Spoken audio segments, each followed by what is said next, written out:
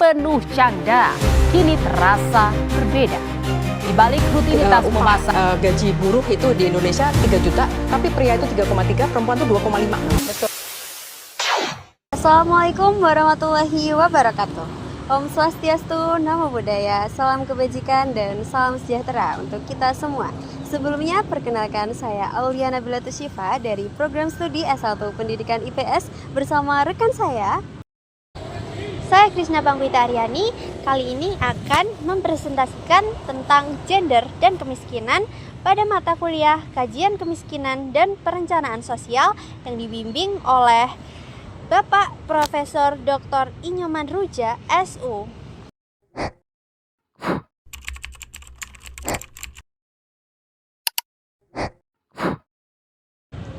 Isu gender dan kemiskinan bukan hanya persoalan ekonomi. Ini adalah persoalan struktural, sosial, dan juga budaya yang saling memengaruhi. Oleh karena itu, pembahasannya harus dilihat dari berbagai sudut pandang. Mulai dari yang pertama, konsep gender, yang kedua, ketimpangan akses, hingga bagaimana negara dan juga lembaga sosial membuat sebuah intervensi. Coba bayangkan, dalam satu keluarga sederhana, seorang ibu harus bangun lebih pagi daripada anggota keluarga lainnya. Ia memasak, mengurus anak, membersihkan rumah, lalu setelah itu dia harus pergi untuk bekerja di sektor informal. Tidak ada gaji yang didapatkan untuk pekerjaan domestik yang ia lakukan. Tidak ada penghargaan, tidak ada juga jaminan hukum. Dan inilah salah satu wajah nyata dari hubungan antara gender dan kemiskinan. Dalam ilmu sosial, gender bukan hanya dilihat dari segi biologisnya saja, tetapi gender adalah konstruksi sosial. Bagaimana masyarakat menentukan peran yang seharusnya dilakukan oleh laki-laki dan juga perempuan. Dan ketika penentuan peran tersebut disertai dengan ketimpangan akses baik terhadap pendidikan, pekerjaan, warisan, dan juga kredit, maka perempuan akan terus-menerus terjebak dalam lingkaran kemiskinan.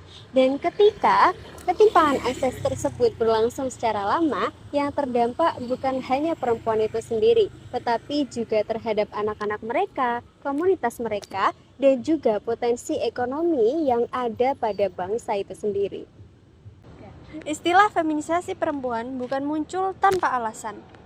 Para penelitian global menunjukkan bahwa perempuan yang menjadi kepala keluarga lebih rentan jatuh ke dalam kemiskinan ekstrim dibandingkan dengan laki-laki. Hal itu dipengaruhi oleh beberapa faktor.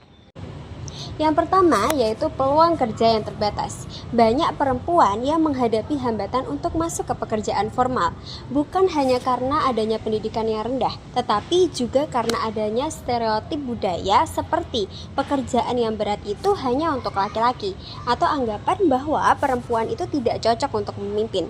Akibatnya, perempuan banyak yang terjun pada sektor informal, seperti buruh rumah tangga, pedagang kecil, penjahit rumahan. Masalahnya di sini adalah pekerjaan informal tersebut tidak memberikan yang pertama jaminan kesehatan, yang kedua standar upah, dan juga yang paling penting adalah perlindungan hukum terhadap adanya kekerasan dan juga eksploitasi. Yang kedua, upah yang lebih rendah. Fenomena gender pay gap adalah fakta global.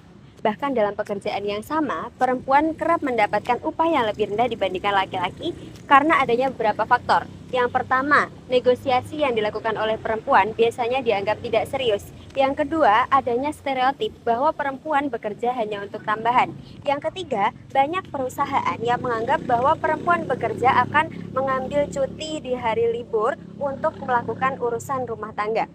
Dan contoh nyatanya adalah pada pekerja pabrik perempuan, mereka akan mendapatkan upah 10-20% lebih rendah dibandingkan laki-laki. Selain itu, pada guru honorer dan juga tenaga kerja kesehatan kontrak, mereka juga biasanya mendapatkan upah yang lebih rendah dengan laki-laki walaupun punya jabatan atau profesi yang sama. Yang ketiga, akses terhadap aset sangatlah kecil. Aset merupakan fondasi utama bagi kemandirian ekonomi, tapi perempuan seringkali mendapatkan tantangan yang besar untuk mengakses aset. Contohnya, yang pertama, kepemilikan tanah seringkali diatasnamakan ayah ataupun suami. Yang kedua, Akses kredit bank seringkali mengisyaratkan jaminan atas nama laki-laki. Yang ketiga, warisan seringkali porsinya dibagi lebih kecil terhadap perempuan karena faktor budaya. Yang keempat, ada pekerjaan domestik tak terbagi. Inilah faktor yang terbesar, di mana pekerjaan domestik seperti mengurus anak, membersihkan rumah, mengurus keluarga, ini dianggap sebagai tanggung jawab seorang perempuan, bukan merupakan kerja ekonomi. Akibat dari tanggung jawab yang tidak terbagi, perempuan sulit mendapatkan pekerjaan full-time, sulit untuk mengikuti pelatihan pekerjaan. Yang ketiga, seringkali terpaksa memilih pekerjaan bergaji rendah tetapi tetap fleksibel. Secara global, laporan UN Women pada tahun 2022 mencatat bahwa 388 juta perempuan dan anak perempuan hidup dalam kemiskinan ekstrem. Jika dibandingkan dengan laki-laki, angka ini lebih tinggi, menunjukkan bahwa kemiskinan memang tidak berdampak sama pada dua jenis kelamin. Yang menarik adalah dalam skenario kerusakan tinggi, misalnya ketika terjadi krisis ekonomi global atau bencana besar, jumlah perempuan yang jatuh ke dalam kemiskinan ekstrem dapat meningkat menjadi 446 juta orang. Artinya ada potensi penambahan hampir 60 juta perempuan yang masuk kategori kemiskinan ekstrem hanya karena ketidakstabilan global. Sekarang mari kita lihat angka di Indonesia. Menurut BPS pada tahun 2024, tingkat kemiskinan perempuan mencapai 9,20%, sementara laki-laki berada pada angka 8,86%.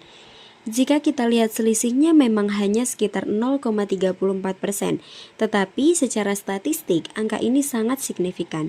Mengapa?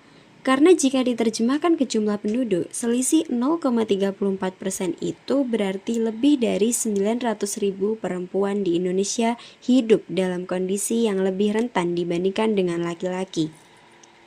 Salah satu aspek paling menarik sekaligus menyedihkan adalah perempuan sebenarnya bekerja 2 kali lipat lebih banyak, tetapi penghasilan yang mereka terima bahkan tidak mendekati 2 kali lipatnya.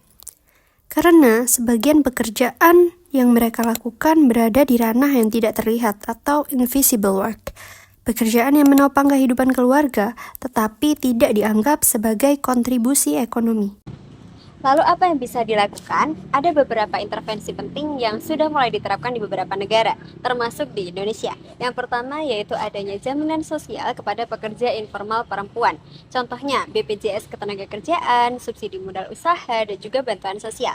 Yang kedua yaitu adanya pengakuan pekerjaan domestik terhadap kontribusi ekonomi. Contohnya di negara Kanada dan juga Selandia Baru yang sudah menyertakan pekerjaan domestik ini pada analisis kebijakan di negara tersebut. Yang ketiga yaitu adanya pelatihan vokasional yang benar-benar ramah perempuan. Bukan hanya tentang menjahit dan juga memasak, tetapi mereka diajarkan terhadap digital skill dan juga keuangan. Yang keempat yaitu memberikan akses kepemilikan aset. Modal, tanah, dan juga rumah itu sangat penting untuk kemandirian ekonomi seorang perempuan. Contoh intervensi nyata adalah program Keluarga Harapan atau PKH, di mana ibu-ibu ditetapkan sebagai penerima utama dikarenakan mereka selalu memprioritaskan kesejahteraan keluarganya terlebih dahulu. Namun, program PKH ini baru maksimal ketika dilakukan atau dilaksanakan dengan proses pemberdayaan dan pelatihan pekerjaan. Contoh lain yaitu YCAB Foundation. Lembaga ini berfokus pada pemberdayaan perempuan prasejahtera melalui pelatihan soft skill, kecakapan wirausaha, dan juga akses pembiayaan. Walaupun berdampak positif, tetapi cakupan dari YCAB Foundation atau lembaga ini masih kurang merata di Indonesia. Dari seluruh pembahasan, kita melihat bahwa perempuan tidak miskin karena tidak bekerja. Justru karena mereka bekerja terlalu banyak, tetapi dunia tidak selalu mengakuinya. Feminisasi kemiskinan bukan masalah individu perempuan, ini masalah sistemik. Dan untuk memutus rantai tersebut, kita membutuhkan kebijakan yang berpihak, data yang kuat, serta kesadaran kolektif bahwa perempuan adalah pilar pembangunan. Ketika perempuan diberdayakan, keluarga menjadi lebih kuat dan bangsa menjadi lebih maju.